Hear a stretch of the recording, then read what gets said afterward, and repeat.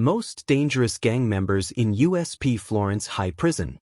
Inside America's most dangerous walls. In the high desert of Colorado sits a fortress built to contain the most violent, most unpredictable, and most dangerous men in America.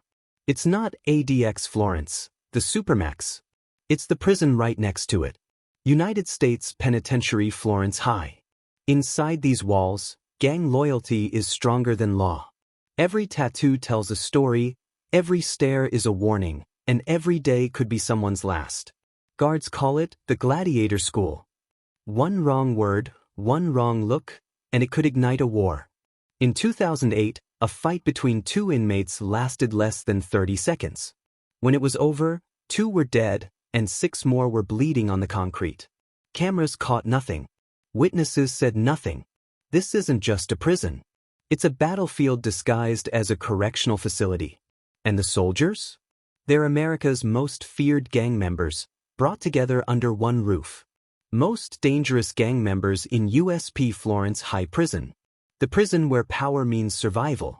Florence High was supposed to be the step-down prison before ADX. But soon officials realized there was nothing low about its danger. The prison was divided like a map of chaos. Each housing unit had invisible borders, drawn not by guards, but by gangs.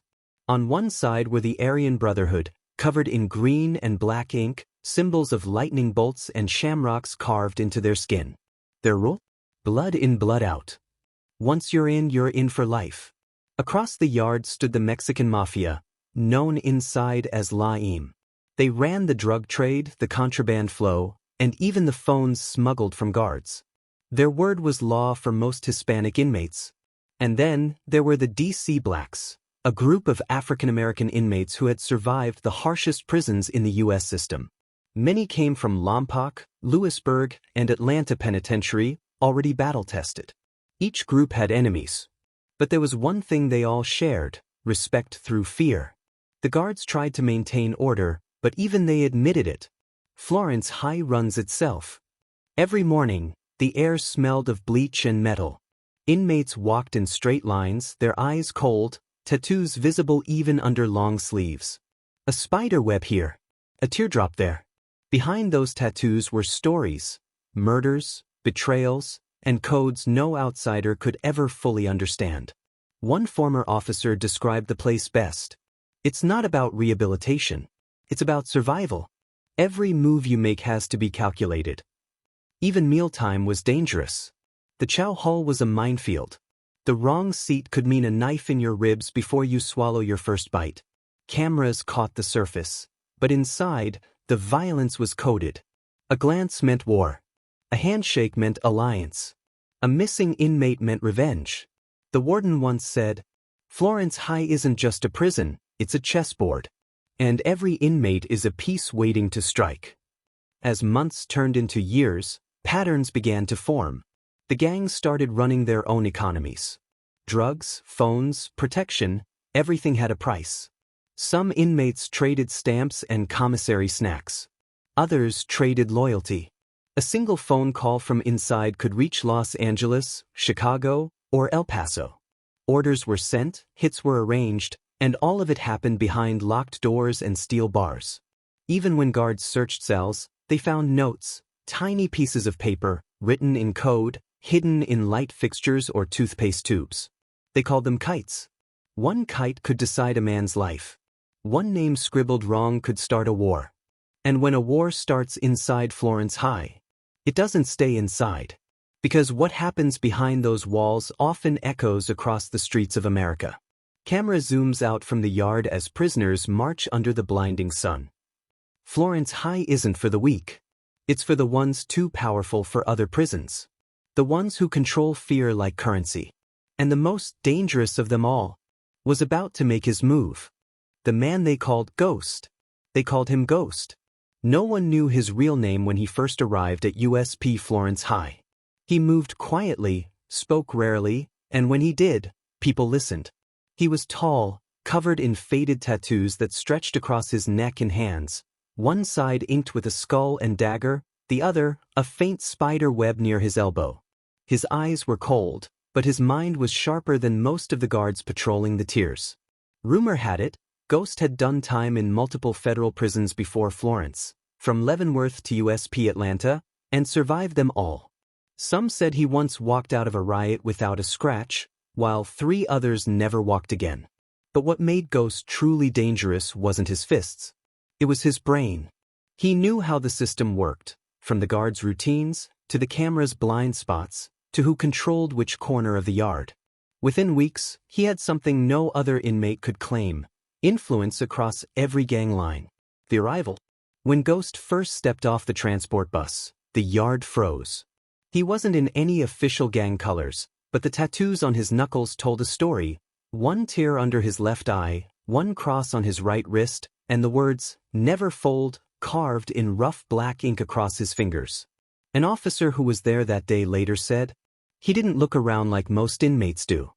He walked like he already knew where everything was." The Aryan Brotherhood watched him from the north yard. The Mexican Mafia watched him from the south. And in between stood Ghost, silent, steady, unreadable. It didn't take long for word to spread. He wasn't there to make friends. He was there to organize. The meeting in the laundry room. Inside Florence High, the laundry room was more than just where uniforms got washed. It was neutral ground, a rare place where gangs could meet under the noise of clanking machines. Ghost used it. He started talking to key figures: a Mexican Mafia shot caller known as Toro, a DC Blacks leader nicknamed Tank, and an Aryan Brotherhood enforcer called Reaper. They were all killers. All rivals. But Ghost had something they didn't: a plan that could make them all richer. He proposed a system where contraband, from phones to cigarettes to drugs, could flow through one route, shared by all groups. No more small fights. No more surprise stabbings. Control the trade, control the prison. At first they laughed. Then they realized he was serious. Ghost explained how each gang could still keep their corner, but would pay into a single tax for protection and access. He called it the Circle. And that's how, for the first time in Florence High's history, enemies became partners. The control. Weeks turned into months, and the circle grew stronger. Phones came in through kitchen deliveries. Packages of powder passed hands through laundry carts. Even guards were paid off, some with threats, others with money wired to relatives outside. Inmates who refused to cooperate didn't last long. Some were transferred. Others disappeared. The administration couldn't prove a thing. To them, Florence High looked calmer than usual: fewer fights, fewer lockdowns. But beneath that calm, Ghost ran the place like a thief. He used coded messages hidden inside Bible pages, chess moves, and food trays to send orders across blocks. Every favor owed, every deal struck, went through him. One officer said, if Ghost nodded, it meant green light. If he looked away, someone was done. But power doesn't stay hidden forever. And in Florence High, balance never lasts. The tension builds. By 2013, new inmates were arriving, younger, bolder, and more reckless. They didn't respect the old rules or the circle Ghost created. One of them, a hot-headed member of the Texas syndicate named Rico, started pushing back. He wanted full control of the drug routes. He didn't want to pay tax. He called Ghost washed up. That one insult spread fast, whispered in the chow line, echoed through the showers, written in pen ink on cell walls. And in Florence High, disrespect is never forgiven. The warning. 2 days later, Rico found a folded note on his bunk. A single word written on it. Silence. He laughed and tore it up. The next morning, during recreation, 2 inmates walked past him. One from the Aryan Brotherhood, one from the DC Blacks. They didn't speak. But when Rico turned to leave, he felt something sharp across his ribs. By the time guards arrived, he was bleeding badly, and Ghost was back in his cell, reading a book, calm as ever. No witnesses. No confession. Just silence. From that day, no one questioned him again. Florence High's inmates knew the rule. If you want peace, you talk to Ghost. If you cross him, you vanish quietly. But not everyone feared him. Some wanted him gone. And one of them was a correctional officer. The officer who went too far. Inside USP Florence High, everyone had a role. Inmates played their part to survive. But so did the officers. One of them was Officer Daniel Harris, a man who had worked the yard for nearly 12 years. He'd seen every kind of inmate, the loud, the quiet, the broken. The ghost was different. Daniel described him once in an internal report. He's not like the others. He moves like he's been here forever. The others follow him even when he doesn't say a word.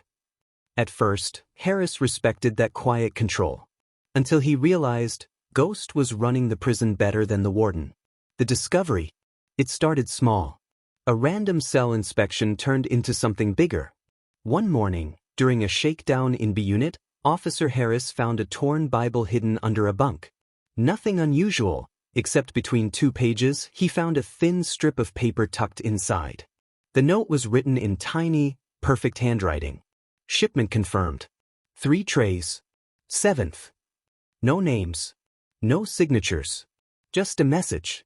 That same night, Harris checked the kitchen logs and noticed that every 7th of the month, the prison's food delivery had 1 tray that didn't match the count. He didn't report it. Not yet. He wanted to be sure. Over the next 2 weeks, Harris watched the inmates during mealtime. Every time the 7th came around, Ghost would sit alone, at the same table, facing the same camera angle that had a slight blind spot. And every time, he'd get the tray that didn't belong to anyone else. That tray was the delivery. The hidden operation. Harris decided to dig deeper. He noticed that the prison's laundry room was always louder on those nights. The washing machines ran longer, and the same 3 inmates were always assigned there, all connected to different gangs, but all loyal to Ghost. When he checked their records, something stood out.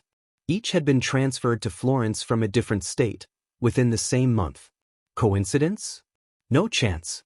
Harris realized Ghost wasn't just controlling contraband inside Florence High. He was running a multi-prison operation. Phones, drugs, and coded communication were all being routed through Florence, hidden in religious books, food trays, even under postage stamps. But there was one problem. Every time the administration tried to intervene, the evidence vanished. Notes disappeared, witnesses forgot, and cameras failed at just the right moment. Someone was protecting Ghost. Someone on the inside. The suspicion. Harris started watching his own colleagues. One guard, Officer Reed, always volunteered for B Unit rounds. Another, Officer Vega, never rode up Ghost's cell, no matter what. At first, it looked like favoritism. But then, Harris overheard a conversation in the break room. Reed told Vega quietly, "You mess with him, you mess with everyone. Don't be stupid." That's when Harris knew the corruption wasn't inmate deep. It ran all the way through the staff. Still, he couldn't go to the warden. If he was wrong, he'd be marked as a snitch by both inmates and officers. So, he decided to handle it himself. He'd gather proof, expose Ghost's operation, and end the control that had turned Florence into a criminal headquarters. But in Florence High, doing the right thing can get you killed. The setup. One night, Harris came up with a plan. He swapped the food tray before it reached Ghost. The original tray, the one supposed to carry contraband, he secretly took to the security room for inspection.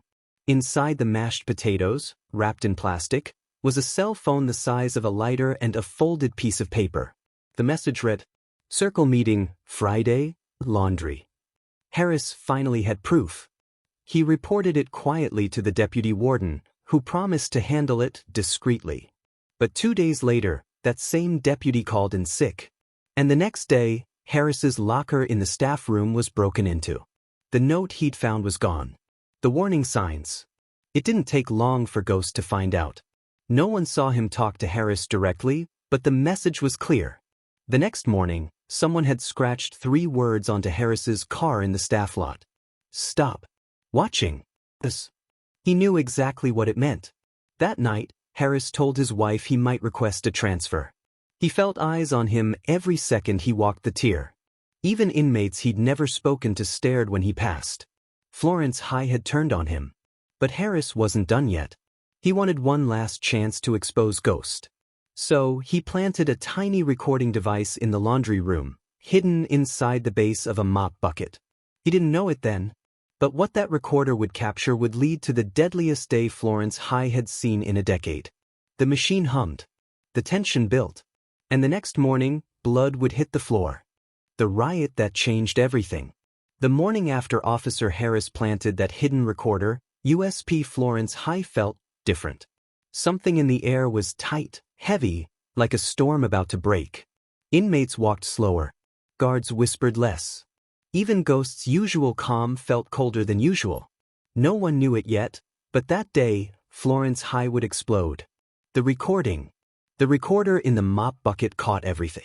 The sound of machines turning, footsteps pacing, and then voices. First, a low one. The warden's moving on us. Then another, deeper voice, calm, commanding. No. He's moving on you. Someone's talking. We handle it tonight. It was Ghost. His voice was low, steady, like a man planning dinner, not a hit. He spoke in code, but Officer Harris could hear what it meant. The shipment was being delayed. The circle was compromised. And someone inside was leaking information. That was enough evidence for Harris to act. He rushed to the control room, convinced the audio would bring down the operation. But when he got there, the system had already been accessed.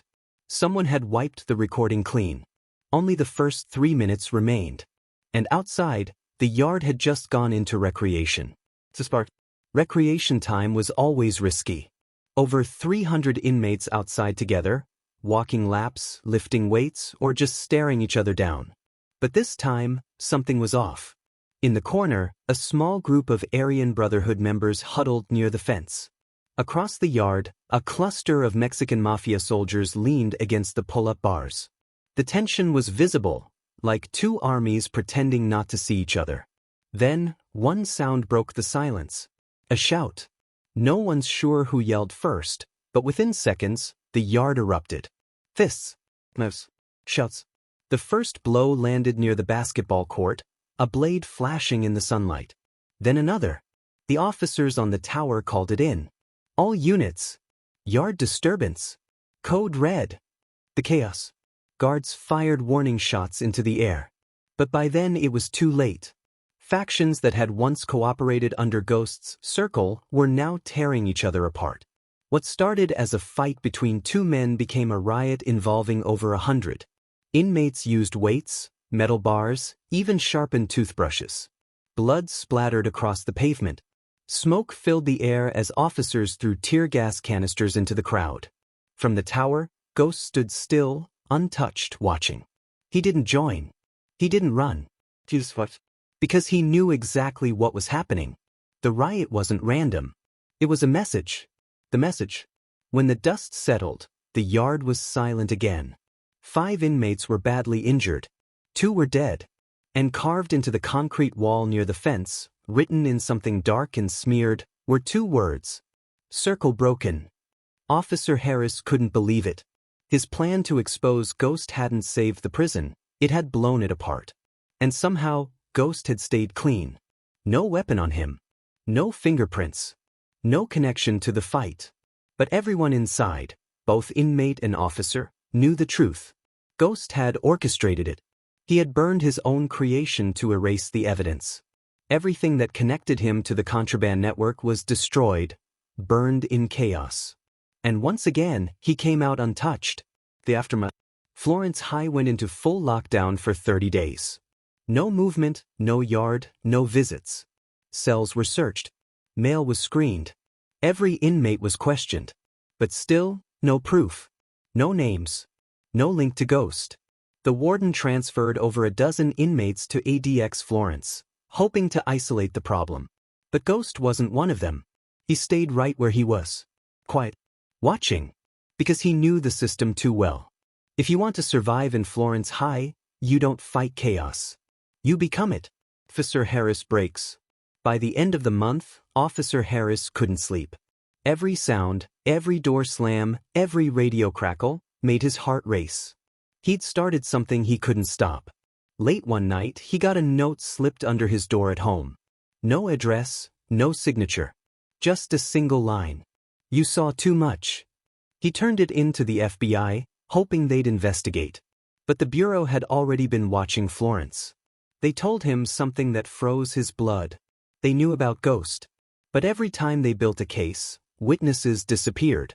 Files went missing. Judges recused themselves. It was like chasing a shadow that could walk through walls. In a prison built for America's most dangerous men, Ghost had proven one thing. You don't have to escape to be free. You just have to make everyone else afraid to move against you. Florence High would never be the same again.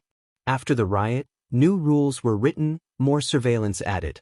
But the truth? The system didn't beat Ghost. He just adapted. And somewhere in that cold Colorado desert, the man who called himself Ghost was already planning his next move. The vanishing of Ghost. After the riot, Florence High was supposed to be calmer. But if there's one thing the prison learned, it's that calm doesn't mean peace. Ghost was quiet again. No movement, no noise, no fights. He just read, ate, and walked the yard like nothing had happened. But the FBI wasn't done with him. The investigation. A joint task force was formed, the Florence Intelligence Unit, a mix of FBI agents and Bureau of Prisons officers. Their goal: find out how one inmate managed to run an entire network across multiple federal prisons without ever touching a phone. They traced coded messages sent from Florence to other institutions. They discovered similar notes, folded Bible pages, chess move patterns, and kites in toothpaste tubes, popping up in Leavenworth, Beaumont, and Pollock. All connected. All written in the same handwriting. Ghost's handwriting. But how? He hadn't been in contact with anyone outside. No phone calls, no visits, no mail that wasn't screened. That's when they discovered something chilling. Ghost wasn't sending messages.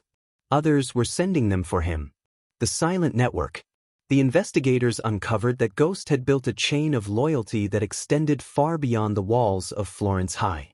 Inmates he'd helped years ago were now placed in other federal prisons. Each of them carried his methods, his codes, his discipline. They didn't need to hear from him directly, they just needed to keep the pattern alive. It was genius. It was invisible.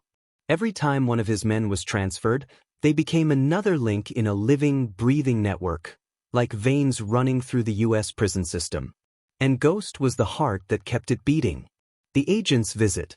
One day, Agent Rebecca Cole from the FBI arrived at Florence High.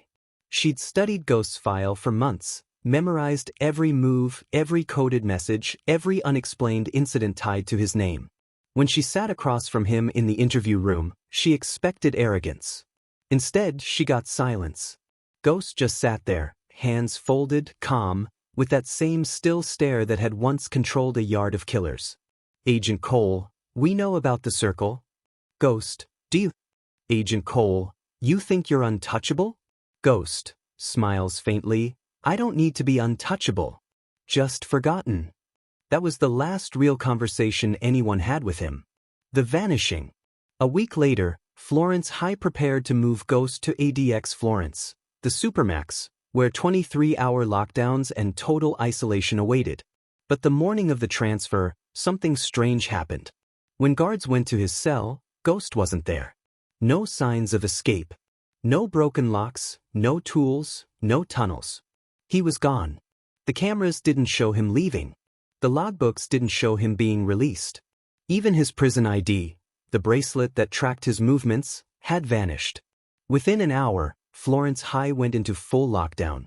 Every inmate was strip-searched. Every door checked. Every inch of the facility scanned. Nothing. Ghost had simply disappeared. Theories. The FBI spent months trying to figure it out. Some said he'd been secretly transferred under a new name for protection. Others believed a corrupted warden staged the disappearance. But among the inmates, the story was different. They said Ghost never left, that he was still inside, hidden in plain sight under a different identity, blending among the population, controlling everything from the shadows. Others swore he'd been buried somewhere deep in the administrative wing, erased from the system like he never existed. To this day, no one knows for sure. The aftermath. Florence High changed forever after Ghost's disappearance. The circle collapsed completely. The gangs went back to their old wars. Violence spiked, and the prison became one of the most dangerous federal facilities in the U.S. again. The FBI closed the case in 2018. Official report: inmate unaccounted for during administrative transfer. No evidence of external breach. Unofficial report? They simply called it what the inmates had all along: the ghost protocol. To this day, guards who worked Florence High still whisper about him. When lights flicker or a kite turns up without a sender, they joke, maybe Ghost is checking in. But those who knew the truth never laugh. Because inside the deadliest prison in America, you don't need to walk free to disappear. You just need to make sure no one dares to say your name. The legend of Ghost. In the heart of Colorado's desert, surrounded by razor wire and mountains of stone, stands a prison that was meant to break men. But sometimes the system creates something it can't control. Ghost wasn't the strongest inmate. He wasn't the loudest or the biggest. He was the quietest voice in the loudest place on earth, and that made him powerful. Because in a place where everyone screams to be heard, the man who whispers ends up commanding them all. The myth lives on. Years later, officers who once walked those same hallways still talk about him. Not like an inmate, but like a myth. A shadow that never really left. Some say they've found new coded messages appearing in Florence again, the same handwriting, the same symbols. Others say a new inmate, transferred from another federal prison, uses the same routines Ghost once did.